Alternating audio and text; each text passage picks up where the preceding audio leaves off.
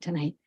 I'd like to welcome you to the regularly scheduled meeting of the Municipality of Thames Center Council meeting. The date is Monday, January the 30th, and we're in the council chambers at 4305 Hamilton Road, Dorchester, Ontario. And I would like to call this meeting to order at 5 p.m. So we have no stated additions to the agenda. So I'd like to ask if there is any pecuniary interest from members of council. Okay, seeing none, any announcements or anything that council has to make? No, okay, all righty. Then at this point, I'd like to call for we'll end the meeting of the regularly scheduled meeting and move into the Committee of Adjustment. So moved by Deputy Mayor Smybert, seconded by Councillor Heyman. All in favor? Thank you. Okay, then. All right, we're moving into the items on the agenda. The first one is minor variance A13-22. Applicants Jennifer and Mark McHugh. Gerard Engineering is the agent at 2903 Putnam Road, and I'd like to ask our Director of Planning to take up the issue now. Your Worship, with this file, I'm going to defer to my colleague, Ms. Cortez, to present that minor variance request. Thank you. Thank you, Your Worship, and thank you, Mark.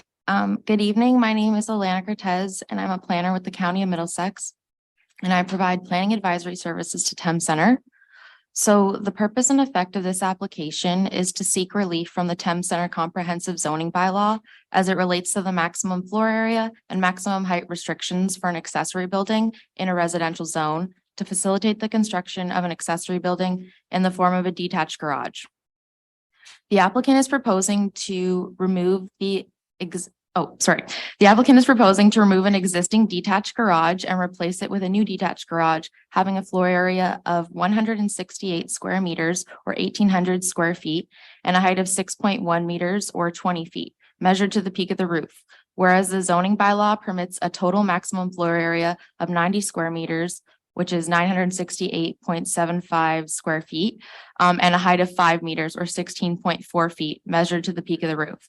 The applicant advised the garage would be used for the personal storage purposes, including the storage of accessory vehicles. So the subject property is a 0.53 hectare or 1.3 acre residential lot located on the west side of Putnam Road and north of Breen Road in the hamlet of Putnam. So the lands contain a single detached dwelling and with a floor area of 139 square meters and an accessory building in the form of a detached garage having a floor area of approximately 89 square meters. The property also contains an above ground pool. The dwelling is privately serviced by well and septic system.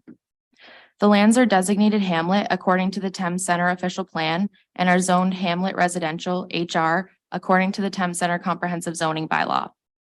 The rear of the property is regulated under the Conservation Authorities Act as the Reynolds Creek is located west of the property. Surrounding land uses vary and include residential uses to the north and south, industrial uses to the east, and naturalized open space areas adjacent to the Reynolds Creek. So planning staff have conducted our analysis in section 3 of the planning report, where the variance was evaluated against the 4 tests of a minor variance. Planning staff are satisfied that the proposed variance meets all 4 tests in that the effects of the variance can be considered minor in nature, can be considered an appropriate use of the land, and the variance meets the intent of the official plan and zoning bylaw. In regards to comments received during the circulation of this application, no public comments have been received to date. From agency comments received, no objections were received from the Upper Thames River Conservation Authority, the Director of Public Works, and the Drainage Superintendent. Building Services has noted that a building permit will be required from a qualified designer for the proposed structure, and enclosure will required for the swimming pool as per fence bylaw 63-2021. It is planning staff's recommendation that variance application A13-22 be approved subject to the two conditions outlined in the report. The first condition being that the applicants fence the existing pool in accordance with the municipality's fence bylaw number 63-2021 to the satisfaction of the municipality. And the second condition being that the existing detached garage be removed subject to any required permit to the satisfaction of the municipality for the reasons outlined in the report. Thank you. I'm here to answer any questions. Thank you. The applicants are in the room, are they?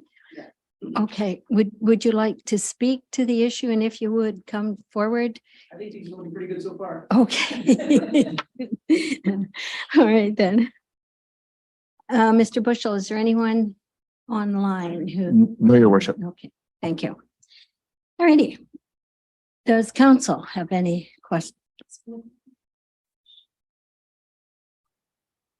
Does anyone else have any questions who are in the audience? Okay. Sorry about that. Okay, any questions or comments from council before we move on? Okay, seeing none. Well, we have a motion before us that application for minor variance A13-22 submitted by Mark and Jennifer McHugh to grant relief from the Thames Center Comprehensive Zoning Bylaw in relation to the maximum floor area and height for an accessory building to permit the construction of an accessory building with a maximum floor area of 168 square meters and a maximum height of 6.1 meters for a property known municipally as 2903 Putnam Road be approved and subject to the following conditions: that the applicants fence the existing pool in accordance with the municipality's fence bylaw number 63-2021 to the satisfaction of the municipality, that the existing detached garage be removed subject to any required permit to the satisfaction of the municipality. Reasoning being, the general intent and purpose of the official plan would be maintained. The general intent and purpose of the zoning bylaw would be maintained. The effects of the variance are considered minor in nature, and the variance is desirable for the appropriate use and development of the land. May I have someone to move the motion? Councillor Heeman, seconded by Deputy Mayor Smybert. All in favor? Motion carried. Thank you. We will move on to the next item. That's right, I'm sorry.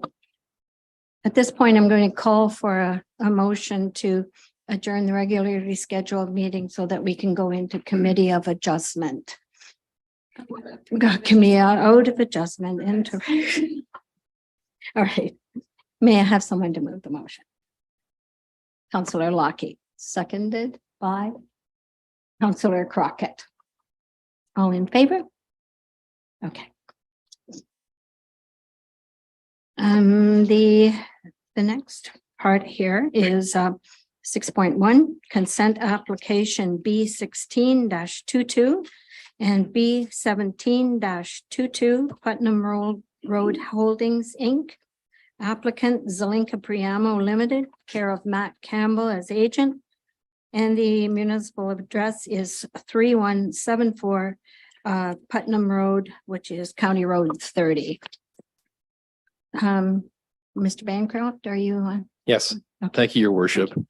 So the purpose of the subject applications is to create a vacant lot to facilitate industrial development and also to create an easement for stormwater purposes to accommodate the new lot. Just for background, the subject property, it's a 32-acre lot situated on the east side of Putnam Road and on the south side of Breen Road, north of the 401. Also, along Putnam Road, the lands are separated by an existing railway line which is owned by the Canadian Pacific Railway and operated by Ontario Southland Railway. The subject property, it's primarily used for farming purposes through the cultivation of field crops, and it contains a house, a barn, and a detached garage, along with a laneway that provides access across the railway line to Putnam Road. The lands are also affected by the Adam Drain. It's a municipal drain which bisects the lands, and the property is designated rural industrial under the Thames Center official plan, and also zoned general industrial M1. So the applicant is proposing to sever a vacant lot having a frontage approximately 84 meters along Breen Road and an area of about 6.6 acres to create a new lot for industrial purposes to support a truck terminal, which is permitted under the current zoning. The balance of the property, it would have a frontage of approximately 100 meters along Breen Road and an area of about 28 acres. Those lands contain the single detached dwelling along with the farm buildings. As mentioned previously, the applicant is also proposing an easement for stormwater conveyance purposes. The easement would be in favor of the owner of the lands to be severed, having a width of 8 meters and located on the lands to be retained, adjacent to the lands to be severed. And the easement would extend westerly to Putnam Road, and then in a southerly direction to the Adam Drain. It's also noted that the applicant intends to apply for a future industrial plan of condominium for the lands to be retained to further subdivide that parcel. I've conducted my analysis, Your Worship, as outlined in section 3 of my report. So although the subject lands are designated agricultural areas under the county official plan, the lands do not contemplate the removal of farmland from a policy standpoint, since they were previously removed given the current rural industrial designation that applies to the lands. And considering that legacy land use designation, the county official plan, as well as the provincial policy statement, they are not offended by what is being proposed here. Under the Thames Center official plan, it includes several criteria used to evaluate severance applications. Most notably, safe and suitable access to a public road. And that would be available via Breen Road, subject to necessary road improvements at the Putnam Road intersection. And I'll elaborate on that in a second, in terms of what those road improvements would entail. The current laneway access from Putnam Road, which crosses over an active railway line, would not be appropriate to accommodate future industrial uses and should be removed. So overall, the proposed consent meets the evaluation criteria or is capable of meeting the criteria through conditions of consent, as well as through the site plan approval process. Considering the lands, Your Worship, contain an existing dwelling, detached garage, and a barn, it would be appropriate to require the removal of those structures as a condition of consent to ensure that there would be no land use compatibility issues or development constraints associated with future industrial uses adjacent to this residential use. In terms of road improvements, the county has retained an outside consultant to undertake a study for recommended road improvements to address potential hazards associated with the railway line in proximity to the intersection of Putnam Road and Breen Road. And that's based on anticipated traffic as a result of future industrial development. Recommended road improvements, the costs associated with that would be cost shared amongst the property owners in the area, subject to future development plans, which would include the applicant. And the applicant is fully aware of those implications. Going back to the easement request, there's certainly policy direction at the provincial level and at the county level to generally permit these types of conveyances. Similarly, under the Thames Center official plan, we do have policy direction to allow the creation of easements, provided that there's no new building lot proposed. And that's certainly not the case with the easement request.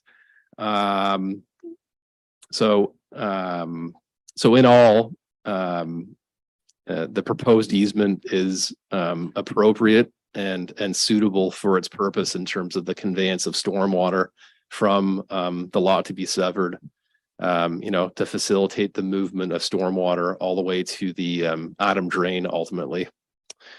So in all, your worship, I'm satisfied that the subject applications are consistent with the provincial policy statement and in conformity with the county and Thames Center official plans. In terms of agency comments received from the county engineer, as well as our drainage superintendent, no comment or concerns. And same with from building services, they have no objections. Our Director of Public Works has noted a Breen Road entrance permit will be required.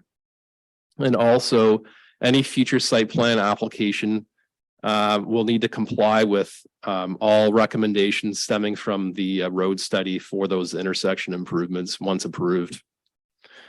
From the Upper Thames River Conservation Authority, they have no objection. However, they've provided a note that there will be requirements that will need to be satisfied at the site plan approval stage dealing with stormwater management, considering the lands subject to the applications are regulated by the Conservation Authority.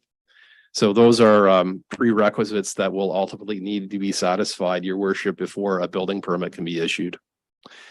And then from Canadian Pacific, they've noted that all proposed developments adjacent to a railway should consider all recommended safety measures within the 2013 proximity guidelines. So that's a document that outlines best practices dealing with recommended safety measures. And again, that those measures are capable of being addressed through the site plan approval process. From Hydro One, they have no comment. From Enbridge, they note that any service relocation required due to a severance would be at the cost of the property owner. And then finally, from the Ministry of Transportation, they've provided comment given the proximity of Highway 401. They note no objection to the severance. However, they've noted that land use permits will be required in advance of the development of their lands, and which is applicable law under the building code. They also note that no additional access will be allowed from Putnam Road. And a sign permit may also be required for the site for any signage visible from Highway 401. So in all, those are all matters that are capable of being addressed through site plan approval, if not the building permit process, your worship. So in terms of public comments, no responses have been received from the public to date. So it's my recommendation, your worship, as outlined in my report, that the consents be approved, subject to the 8 conditions that are noted in my report, and based on the reasons outlined in my report. I'm here to answer any questions. Thank you. Okay. Is the applicant in the room? Your worship, I'm bringing in Matt Campbell. All right, thank you.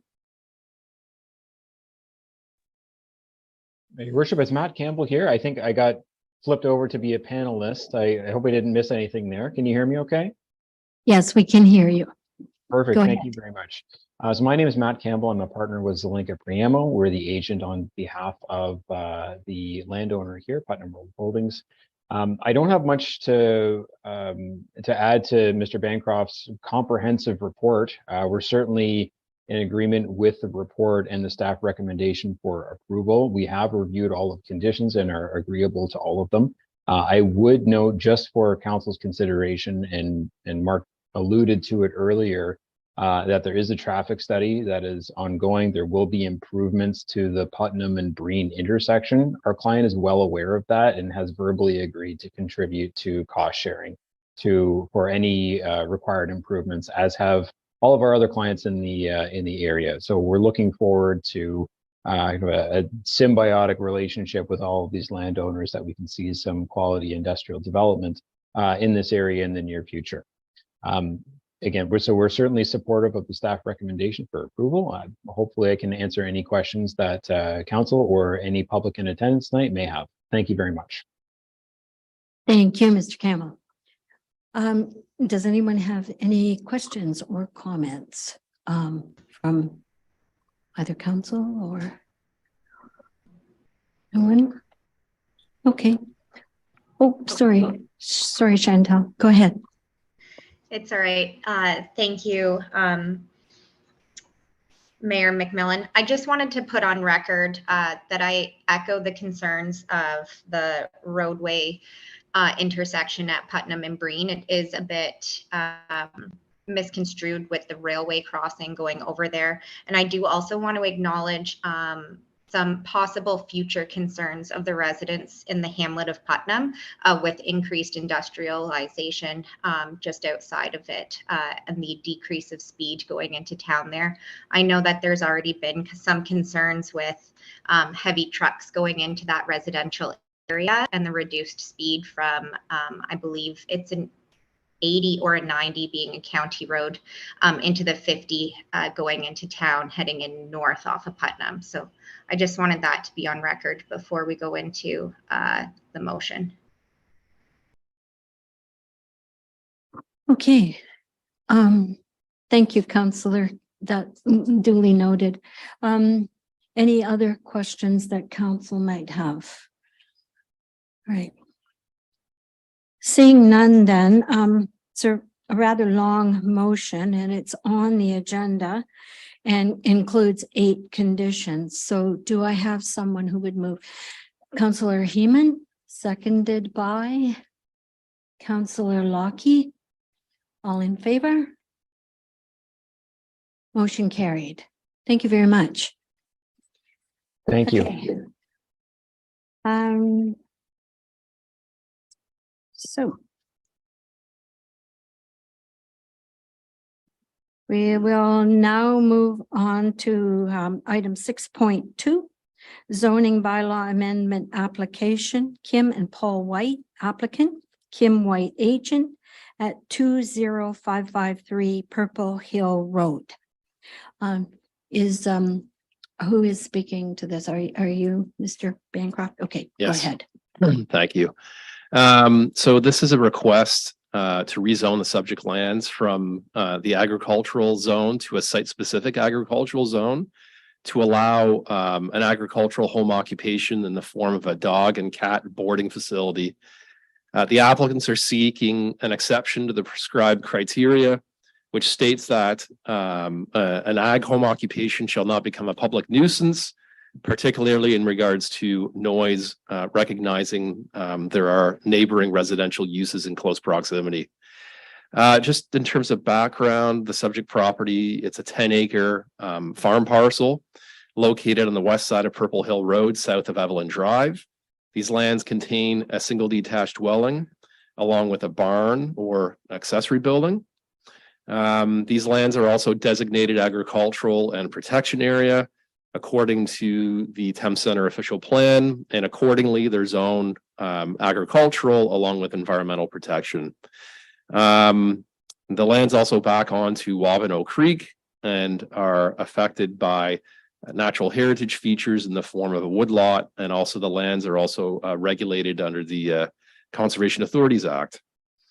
So the applicant is proposing a boarding facility for dogs and cats through the conversion of the existing barn or accessory building, having a floor area of approximately 2,800 square feet, along with an outdoor fenced area, and that would be about 0.3 acres in size.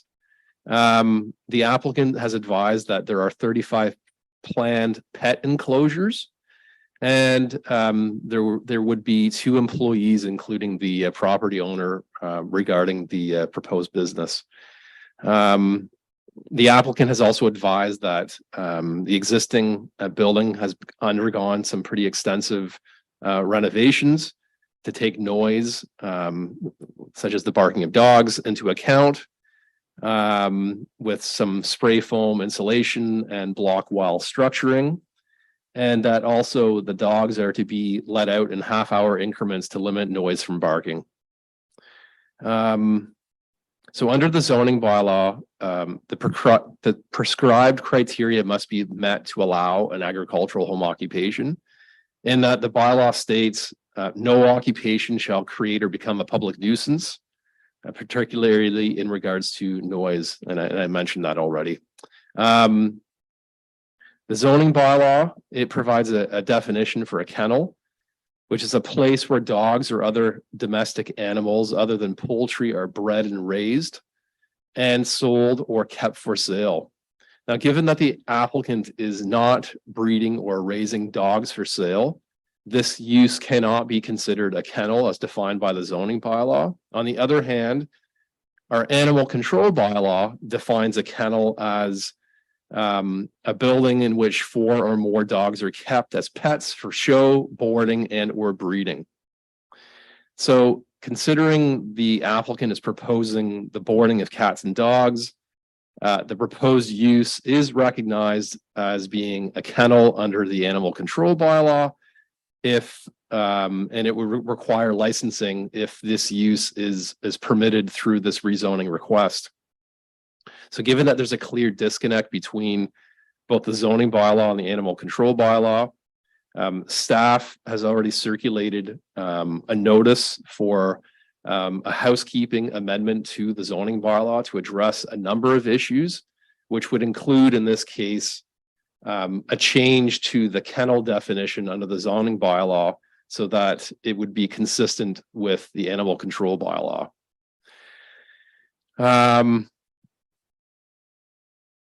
So in terms of my analysis of the requested rezoning, under provincial policy and the County of Middlesex official plan and also our official plan, what is allowed in the agricultural area includes agricultural uses and also on-farm diversified uses or home occupations. And the subject property, as I said before, it is a farm used for the cultivation of field crops. Therefore, the applicant is proposing a boarding facility as a home occupation. So there's no issue in regards to consistency with the provincial policy statement or conformity with the County of Middlesex official plan. In dealing with our zoning bylaw, like I said before, it does permit a home occupation subject to criteria. In all, we're satisfied that most of the criteria can be met, except for the noise that is anticipated to be generated from the barking of dogs. The outdoor fenced area, it is located on the south and west sides of the barn structure and adjacent to neighboring residential use to the south. Yeah, that barn is about 67 meters from the neighboring dwelling to the south, with the fenced area being located, it's closer than 50 meters to that neighboring property. As noted in my report, Your Worship, it includes evaluation criteria for rezoning requests, and there's a number of tests that have to be met. I don't have issues with any of the tests, with the exception of the last one, which states adequate measures will be taken to alleviate or prevent any adverse effects that the proposed use may possibly have upon adjacent uses. And my response to that would be adverse effects from the proposed use on neighboring residential uses would appear to be unavoidable, in my opinion. Again, because of the proximity of the proposed boarding facility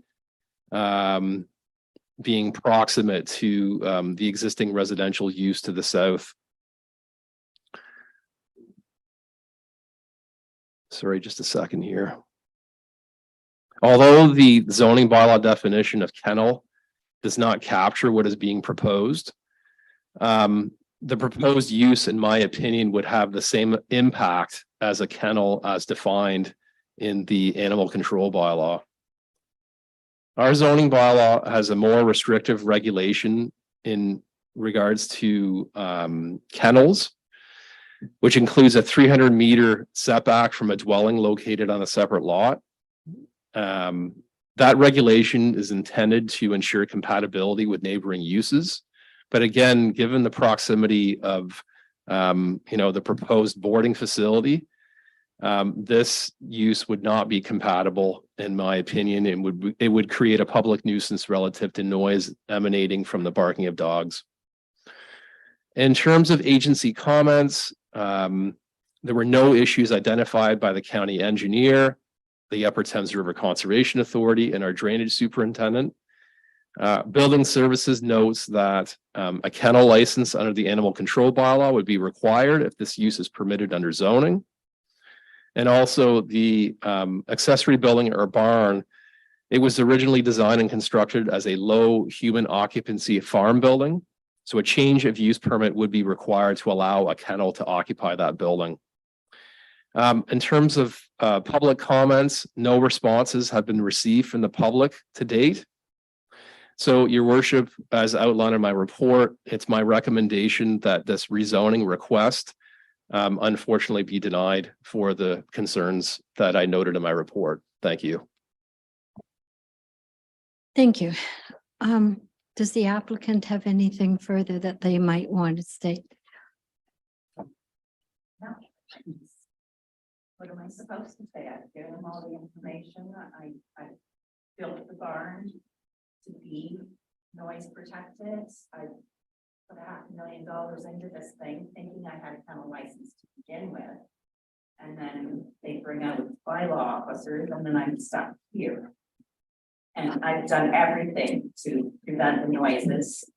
I like my neighbors. I know my neighbors are my friends, and it's just I took that into consideration.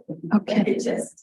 I don't understand why I'm being denied when one is being allowed beside me to function. If I might ask you, the license that you're referring to, was that like a master business license, or is that a? And I. Can you come to the table, please?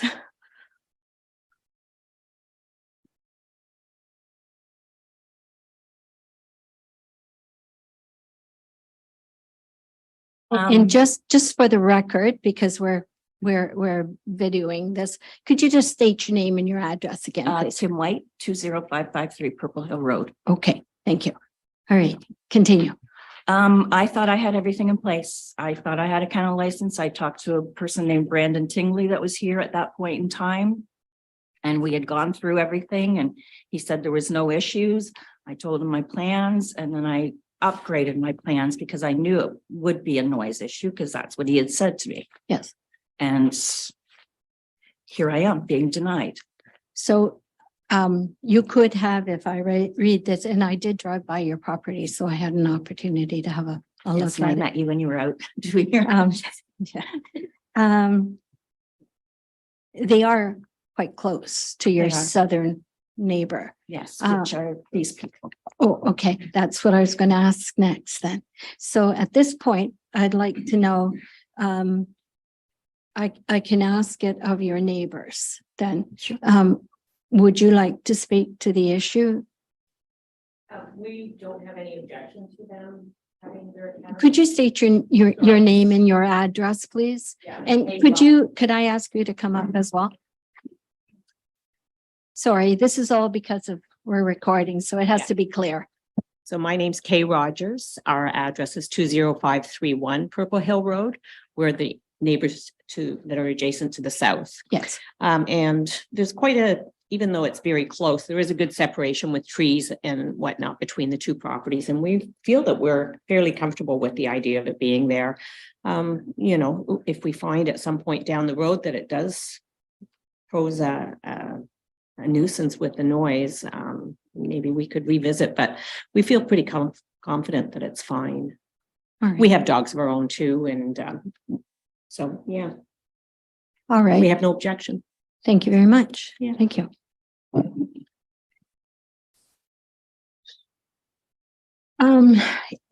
Are there any other questions that anyone might like to ask? Any? Deputy Mayor Smyber?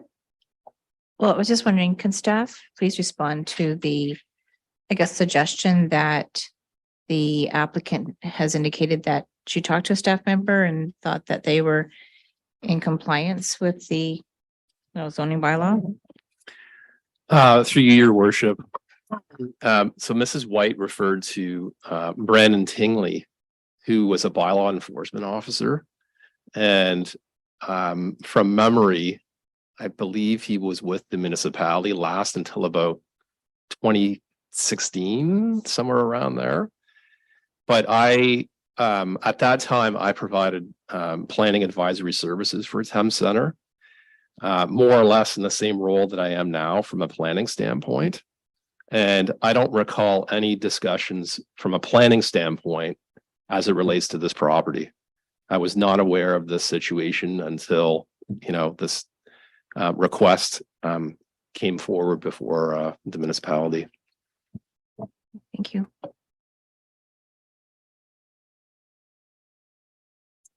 Councillor Lockie. Through your worship, through Director Bancroft. So from my understanding, so if the neighbors have no concerns, is there any other, what is the real reason why we would be concerned about the noise? Through your worship, at the end of the day, people come and go.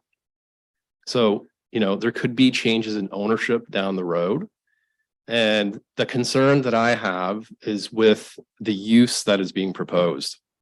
And based on my experience, I don't see this form of facility from being compatible with a neighboring residential use. There was also the point that was raised by Mrs. Rogers relative to if it does become a nuisance, then that's something that can be revisited.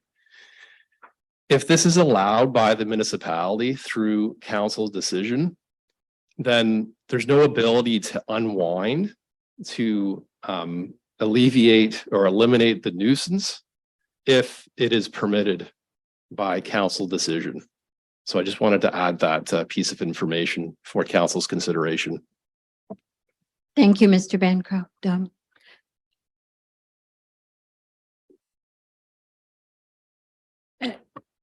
Councillor Heyman.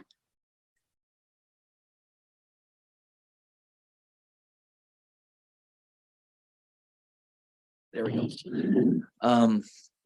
Through your worship to Director Bancroft, I understand that it seems like there's several levels of regulation on this in terms of the zoning bylaw and the bylaw. And you mentioned that under the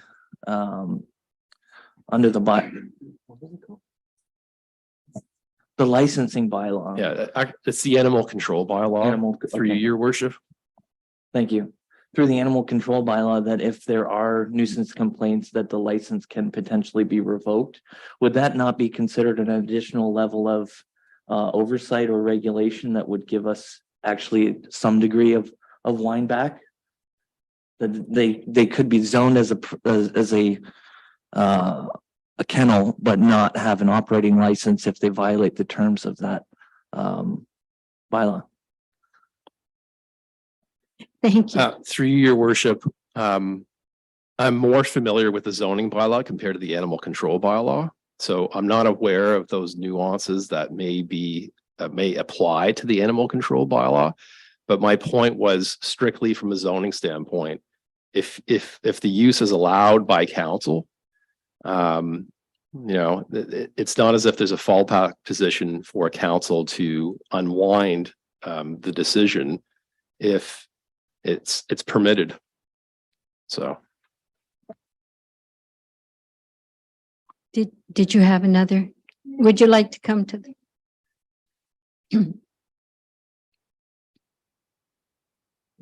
My name is Brittany White. I'm the daughter of Kim White. So just to speak on the issue of sound, so as you said, thank you, Tom. There is licensure that would be in place. There are other regulations. My mom has been in the animal care business for, I would say, 20 years. She's been the manager of a kennel before, actually. So there's also research on how to care for dogs to ensure that they are not barking, as she mentioned, taking them out for 30-minute intervals, so that noise reduction is decreased. And I'm sure that any other measure, whether that be planting more trees, any other barriers, we would definitely put in place. We also grew up on a farm, so there were sheep, there were horses, there was lots of noise by the sheep. I know it's not the same as dogs barking, but noise comparison, I would say it's fairly similar. And we had never had any complaints in the past. The facility is at a very high standard. There's been a lot of considerations taken into place for animal care so that they're feeling cared for during the day. And I think that's everything I wanted to say. In addition, I just wanted to put that out there. Thank you. Thank you very much. All right. Are there any other questions or comments from council? Councillor Lockie. Sorry, I'd just like to make a general comment. Like, kenneling services is obviously a service that is in need, and they have to go somewhere. And and I like the idea. Like, is there anything that we can do? And like, my concern is share with you, if we allow this, then if by any chance in the future, the dogs were to become a noise nuisance and the neighbors were to complain. So you're saying there's nothing we could do about it. Is it possible to put in like a provision in that, if the noise does become a problem, that we can revoke the decision? Through your worship, I can't think of a way to do that. Ultimately, with noise, it's highly subjective. So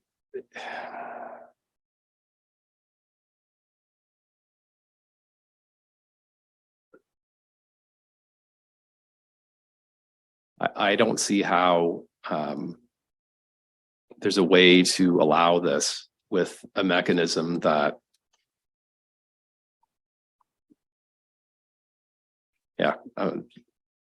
sorry, your worship, I'm lost for words on this one. If I can, your worship, there's a lot of industry in the world out there that you can actually put a decibel reader on, that kind of thing, so you can get a tracking when you have industrial plants or you've got construction, that kind of thing.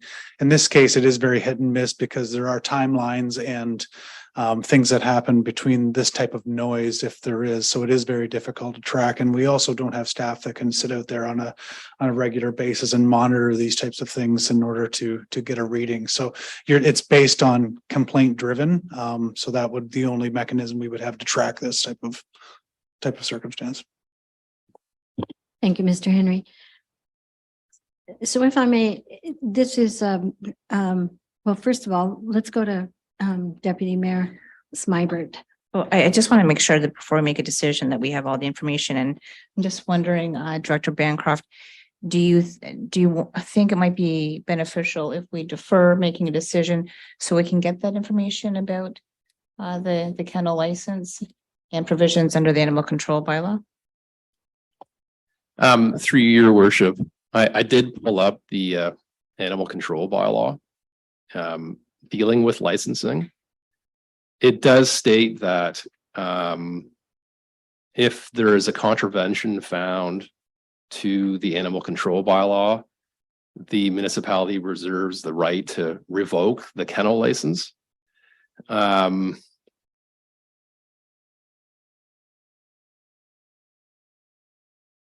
So there is a list of requirements by which the operator has to comply with.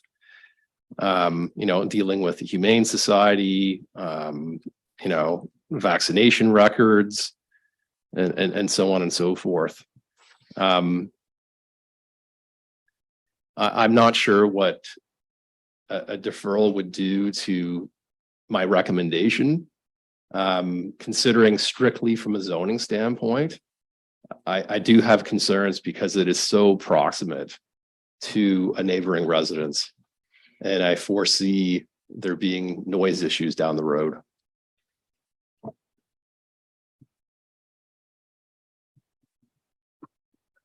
right, Councillor Heeman. Yes. Thank you for everyone's comments. With the current neighbors here and sharing that for now they are comfortable with the proposed plan. And anyone else that would buy the property in the future would be aware of the neighbors and the occupations that are around. As well, there is another dog business very close as well. So in addition to us, there's another dog business. So anyone buying the property would be aware of the possible noise when they're planning to purchase the home. So by dog business, what exactly are you referring to? I think beside us to the south, there is a training facility. A training Yes. facility. Yeah, so there's already dog noises around. Yeah, All right, thank you. thank you. If I may.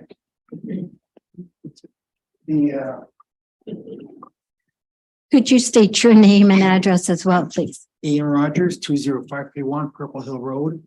The dog training facility to the south and immediately to the rear of us is not I don't believe it's a licensed, I don't believe I don't believe it's a legal use as it's operating right now. And there's some questions, council right now about that property. Whereas the White's property has been done we watched it be improved over the years. They've done everything to the best of their ability to mitigate the noise, to mitigate any inconvenience to us, whereas the one to the south has not. And I don't think they're going to be there a whole lot longer. So apparently Kay has something to say. I would like to add that we don't think that one that she refers to is going to be there very long. I'm concerned that maybe you may feel that because there's already one, that two would be too many. And we don't feel that one's going to last because it's in contravention of several zoning bylaws, which we are in discussions with the zoning bylaw and whatnot about that. I would like to also add that we did still live there when they had their sheep and their horses, and we did hear, and actually the tree line wasn't as thick then as it is, here we are 15 years later. But we did hear the sheep and the horses and found it quite charming, but certainly didn't find it bothersome. And the finishes of the building have now been improved with Yeah. the spray foam and the doors, and they've imported some very special pens where the dogs don't see each other, whereas in many dog boarding facilities it's just cages, the dogs just yelling all day long at each other. These ones, the dog is in the pen, it's cordoned off, so again they don't see each other, therefore they're not egging each other on, if you will. So I would like to add that we are in support of the motion being granted. Thank you. Thank you very much. Councillor Heeman.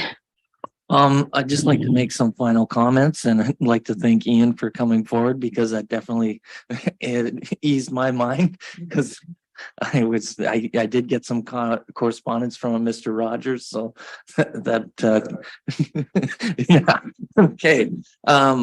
So I think I'm of two minds on this, in the sense that we do need to have regulation. In my interpretation, I think that through the animal control bylaw, we do achieve that. And I think that also that we should have agricultural uses in rural areas, that to a certain degree, people understand what they're entering into when they they purchase a rural property. And likewise, I can recall where we defended the placement of a pig barn relatively close to a neighbor in the previous term of council with respect to rural areas are for agriculture. So I hope that doesn't seem like too much of a contradiction, but I would be in support of approving this application and would make the motion to do so. Subject to the condition that is controlled by the animal control bylaw. Thank you. Does anyone else have a comment before we go to motion? Any other questions? Okay.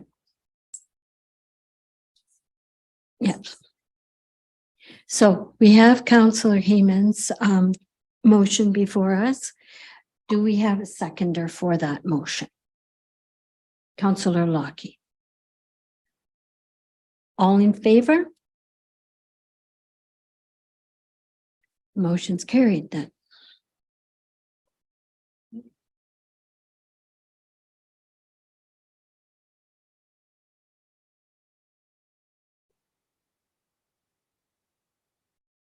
Thank you very much for your attendance here this evening. I appreciate that. Thank you.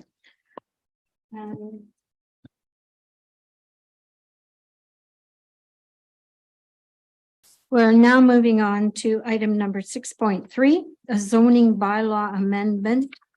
Application Z 24-22 1,222-816 Ontario Inc. Applicant Zelinka Priamo Limited, care of Harry Frusosis agent, south side of King Street, east of Missouri Road, otherwise known as County Road 27.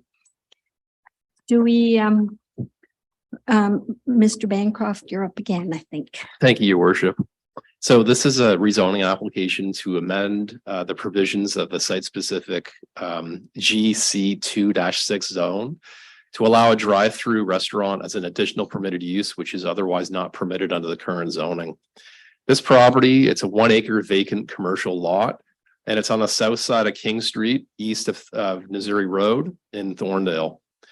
So these lands, they are designated for a general commercial development under the Thames Center official plan, and also zoned for commercial purposes as previously noted. There's also a portion of the property that's regulated by the Conservation Authority, given its proximity to the Peterson municipal drain, which is essentially an open ditch. So the applicant is proposing to develop the subject property for commercial purposes, including establishing a drive-through restaurant. Under the current zoning, we do have drive-through facility, which is listed as a permitted use. But having said that, the bylaw includes a separate definition for drive-through restaurant, which is not listed as a permitted use under the current zoning. Therefore, this rezoning request is being made. I've conducted my analysis, Your Worship, and under the provincial policy statement, the County of Middlesex official plan, and the Thames Center official plan, they all support commercial activities in commercial areas. And more specifically, as it applies to the Thames Center official plan, commercial activities are intended to occur in urban settlement areas, including Thorndale. And as mentioned, lands are within the general commercial designation within the Thorndale settlement area boundary.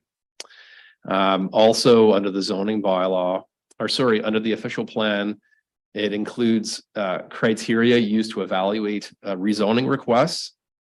And those criteria deal with soil and drainage conditions, servicing, adequacy of the road to accommodate the development, that the lands front onto a public road, suitability of the proposed use relative to the lot frontage and area of the property. And I'm satisfied that that criteria has been met or is capable of being met through the site plan approval process. And the same applies to the other criteria dealing with adequate measures will be taken to alleviate or prevent adverse impacts on neighboring uses.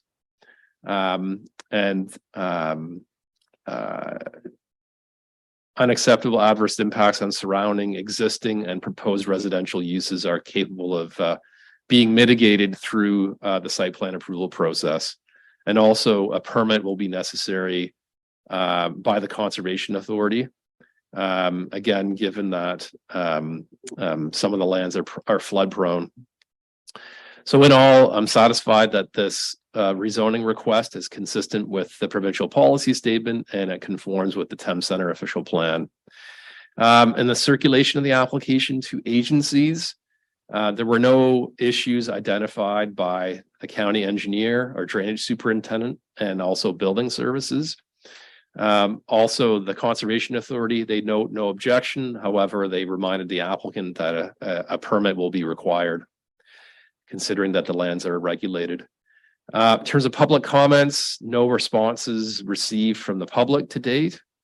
So it's my recommendation that the rezoning be approved in principle and that I be directed to prepare the necessary amendment for council's consideration at the next regular meeting. Those are my comments, Your Worship. I'm here to answer any questions. Thank you. Thank you, Mr. Bancroft. Is the applicant in the room? Your worship, I'm going to bring in a group of 3 people representing the owners and the agents. It's going to be Casey Kilchecki, Matt Winchuk, and Santhiarkis. Be one moment. Thank you.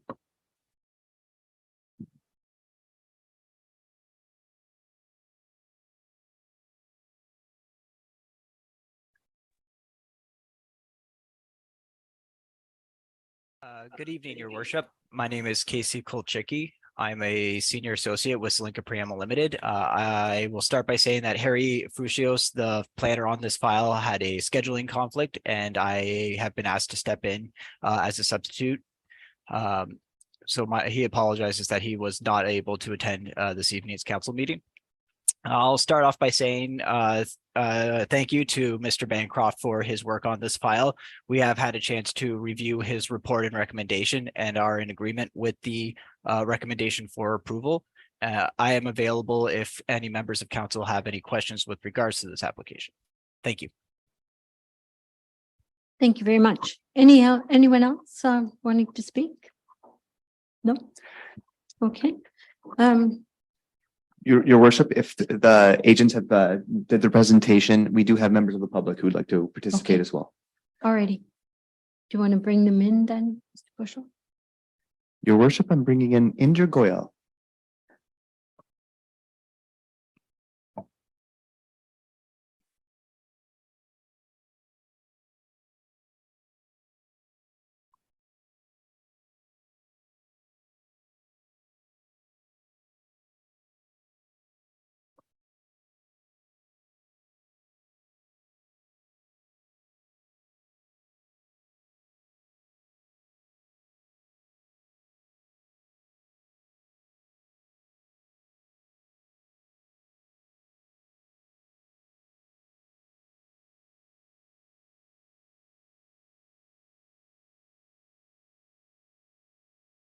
Your worship, I believe Inder might be by audio only.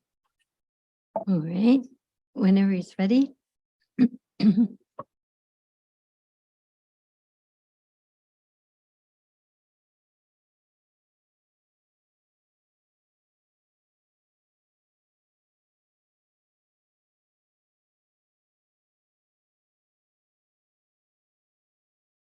Your worship, I do see an active connection with Inder. Inder's just maybe experiencing some technical difficulties at the moment.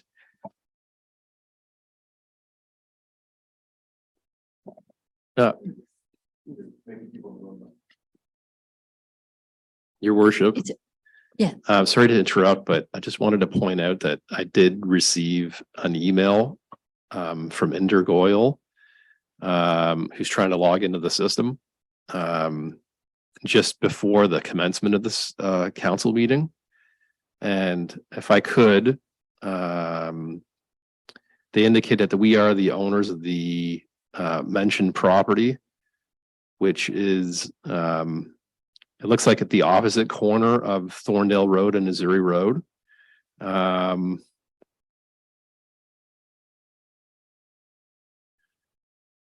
want to make sure that this additional use does not in any way affect their property's use and approval of the same. And if it does, we would like to register our concern and objection. they make note that their property to the north has a site plan for a drive-through restaurant, which was approved back in September 2017 and is registered on title. So, yeah, they make note of those points. And yeah, thank you. Just for clarification, Mr. Bancroft, would that be on the southeast corner of the Thorndale Road and the Missouri Road? I'm pretty sure this has to do with the northeast corner of Northeast the intersection. corner. Okay, all righty. Thank you.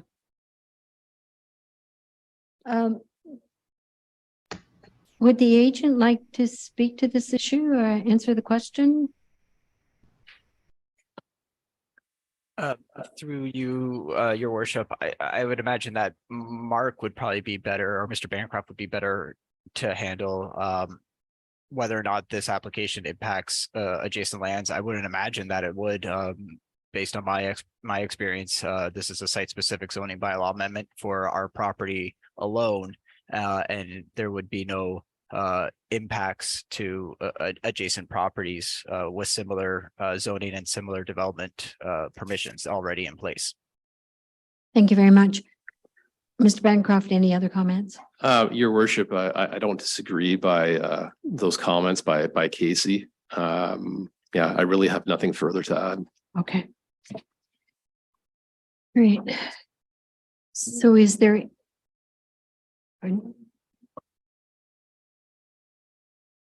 Anyone else in attendance who has questions regarding this application? All right, Councillor Heeman. Yeah, I'd just like to add that the adjoining property to the west also had an application for a drive-through restaurant. And I think that it's great to see a lot of interest in this type of activity, but we just regulate zoning. And we want to encourage commercial activity in this part of the village. And I think it's up to the market to determine what that will look like.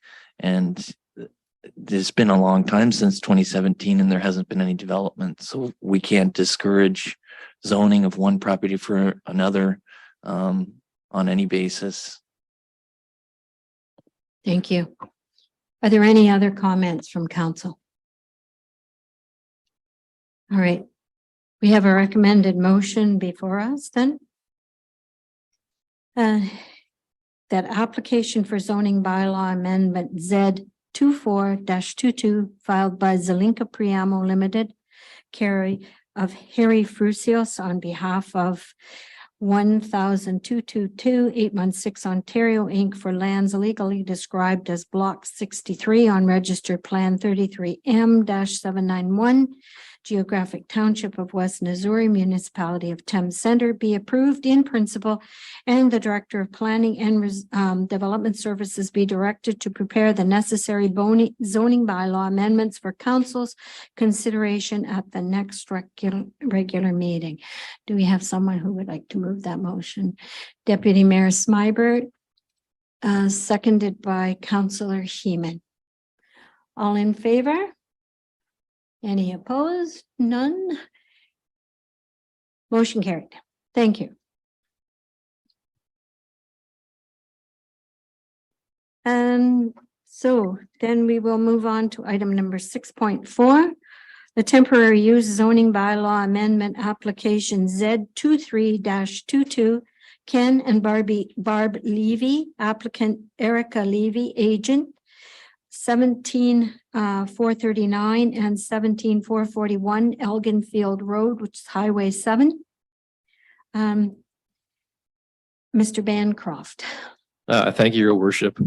So this is a request to permit the continued occupancy of two existing single detached dwellings on the property for 3 years while a new single detached dwelling is being constructed. The subject property is a 64-acre farm located on the east side of Heritage Road and on the south side of Highway 7. The farm contains two existing dwellings along with a farm building, and the lands are designated agricultural and environmental area under the Thames Center official plan and zoned agricultural as well as environmental protection. Those existing dwellings, they have legal non-complying or grandfathered status, considering the zoning bylaw currently restricts the maximum number of single detached dwellings to 1 per lot. The applicant is proposing to retain both dwellings while a new single detached dwelling is being constructed.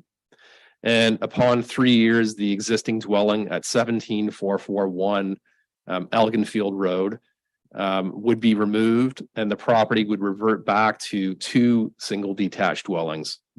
Typically, with a temporary use rezoning, it would require the existing dwelling to be removed from the land. Upon the expiry of the 3-year time frame or the occupancy of the new dwelling, whichever happens first.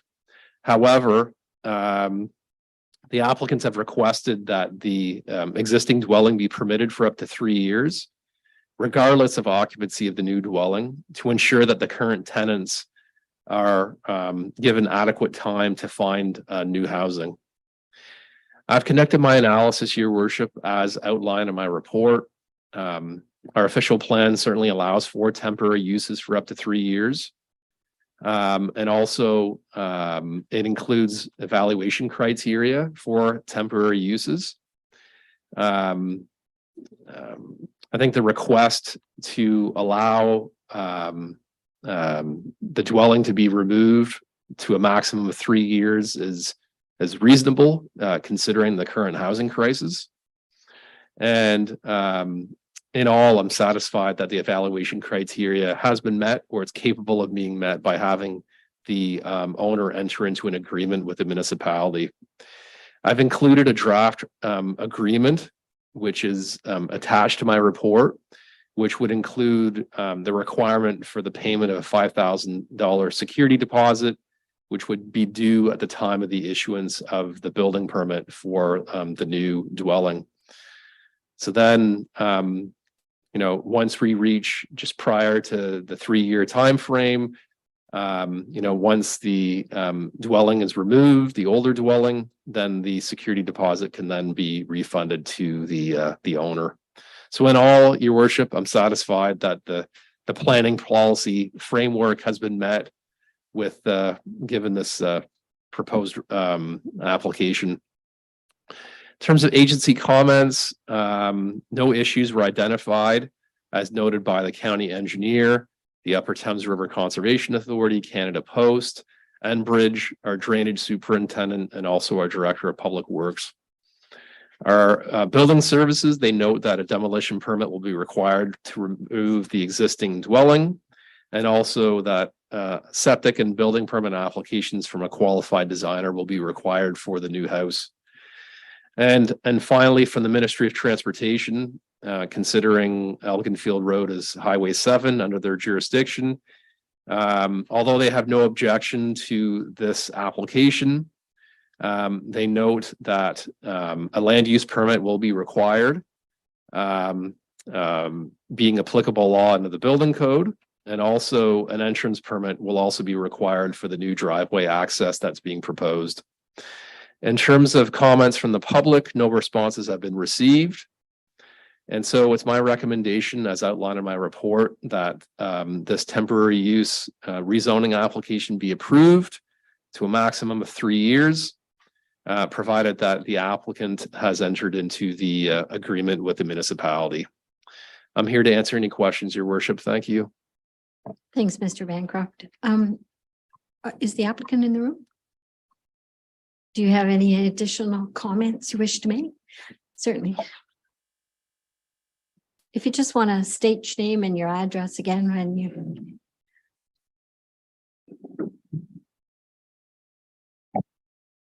My name is Ken Levy. We live at 17493, the adjoining property to 17439, 441. I guess my first comment is thank you to staff for their direction in getting through all of this.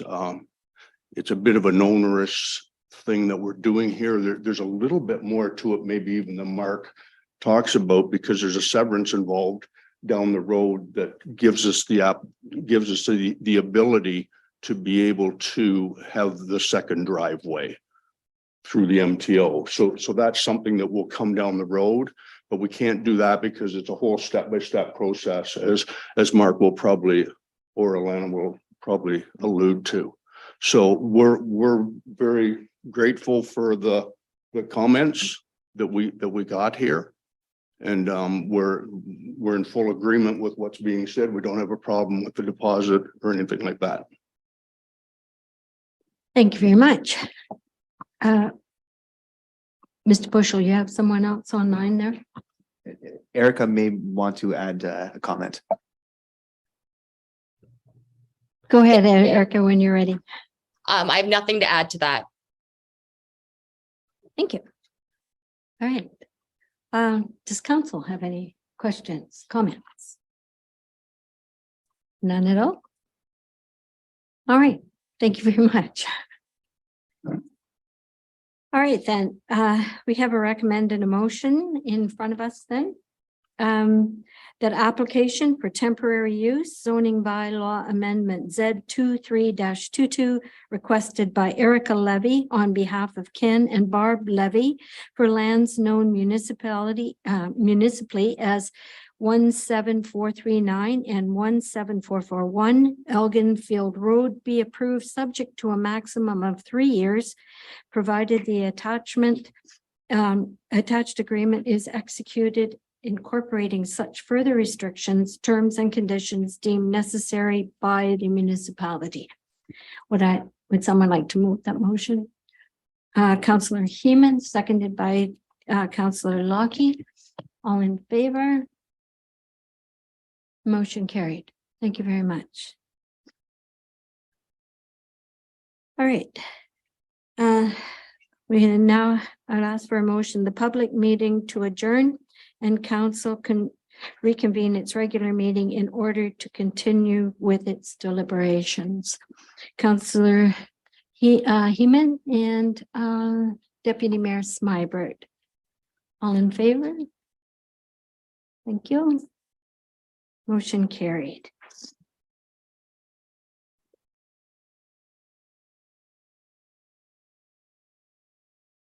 All right. The next item is the consent agenda.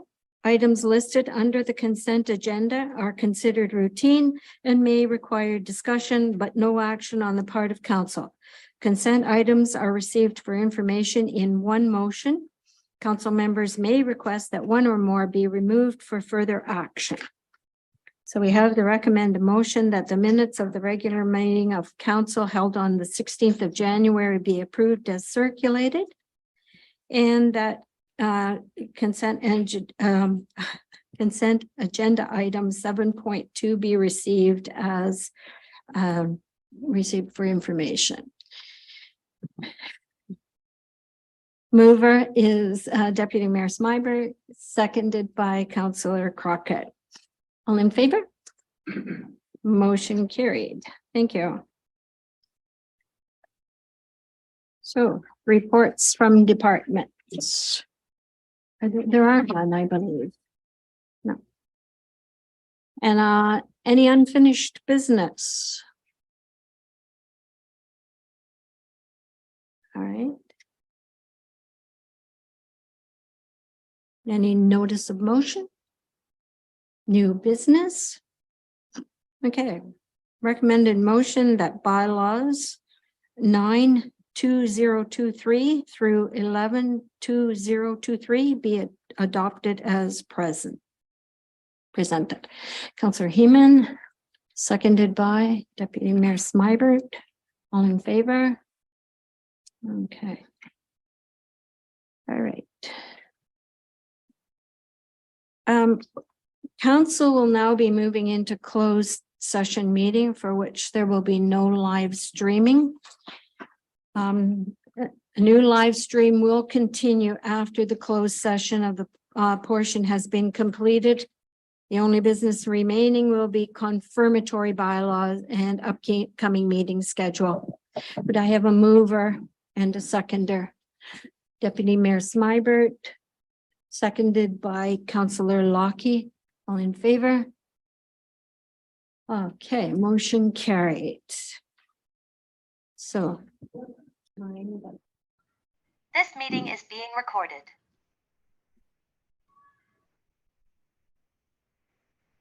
We are now back in closed session and I'm sorry, open session of our council meeting on the 30th of January. And the time is 6:54 p.m. During the closed session, council discussed personal matters regarding committee appointments and organizational review of municipal staff and provided direction to staff. And just coming out of a closed session, I would like to move a motion and seconded by Councillor Heeman that council appoint the following community representatives to the Flight Exec Center Expansion Committee: Al Maher, Mike Murray, Jill Smith, Allison Warwick, Paul Hunter, and that Mayor McMillan and Councillor Lockie be appointed to the Flight Exec Center Expansion Committee. There was a further recommendation that the additional application for the Accessibility Advisory Committee be referred to that committee for consideration. And that the clerk be directed to amend bylaw 9/20/2023 accordingly, being the committee appointment bylaw, to include those changes.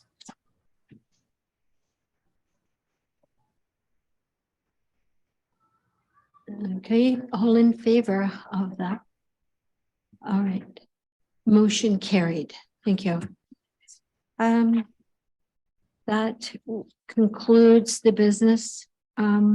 So I'm going to ask for a motion of adjournment, please. Confirmatory bylaw.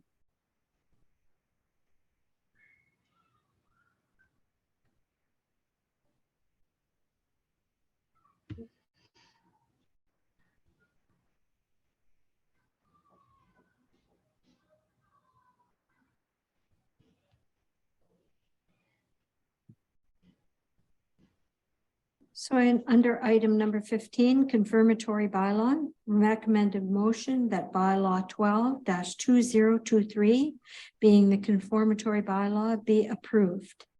All right, a motion, Councillor Heeman, seconded by Chantal Crockett, Councillor Crockett, all in favor, motion carried. The next meeting of the regular council will be held on Monday, February the 13th, 2023 at 5 p.m. here in the council chambers. Following that, the Monday, February 27th, 2023, also at 5 p.m. in the council chambers. Motion for adjournment, please. Councillor Smybert, seconded by Councillor Lockie, all in favor. Motion carried. Thank you, ladies and gentlemen. Thank you, everyone. Bye.